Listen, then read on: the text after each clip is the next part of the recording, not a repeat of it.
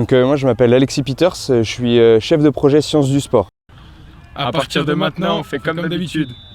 Donc moi je suis rattaché au département d'accompagnement à la performance de la fédération, de la DTN. Et donc je travaille à accompagner les staffs sur la dimension du suivi des joueurs, aussi bien sur leur performance physique que suivi de la charge de travail, optimisation de l'état de forme, etc. En fait, donc du coup, à l'année, je travaille avec les académies Pôle Espoir et donc l'équipe de France des moins de 18 ans. Et donc là, c'est l'événement un petit peu majeur de l'année où on va suivre les fameux joueurs qu'on suit à l'année. Et donc on va mettre en place et coordonner tout le travail d'évaluation de la performance physique en match. Et on utilise des outils pour suivre la performance à l'entraînement, l'état de forme des joueurs et la charge de travail des joueurs. Voilà, donc là on est sur la base nature de Fréjus, c'est l'entraînement, la reprise d'entraînement des équipes moins de 17 ans cet après-midi. Et donc voilà, reprise avec un bon entraînement, préparé. Dans 2 jours il y a un nouveau match qui va se préparer, donc voilà. Alors donc, on travaille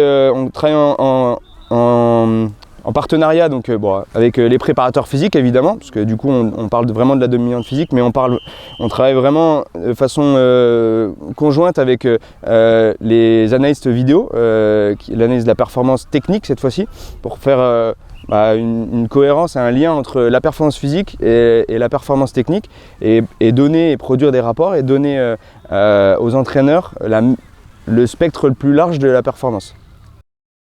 Alors là, directement, donc avec les staffs avec lesquels je travaille, ça fait quelques années maintenant qu'on travaille ensemble. On a l'habitude, eux ils commencent à avoir l'habitude des données que je leur mets à disposition, et je commence à connaître leurs besoins, on va dire.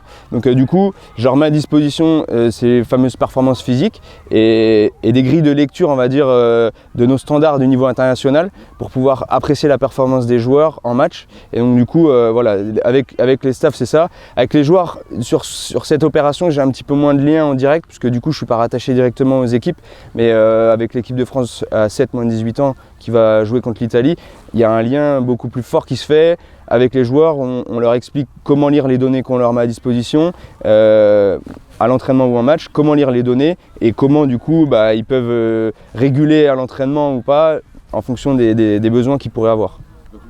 Alors du coup, il faut savoir que nous, on est venu avec 220 balises GPS, donc pour équiper vraiment l'ensemble des joueurs, moins de 18 ans, moins de 17 ans et moins de 16 ans. Donc du coup, il y a beaucoup de matériel à gérer, beaucoup d'interactions avec les différents staffs, les différents prépas des équipes. Et le match, ça génère beaucoup de boulot.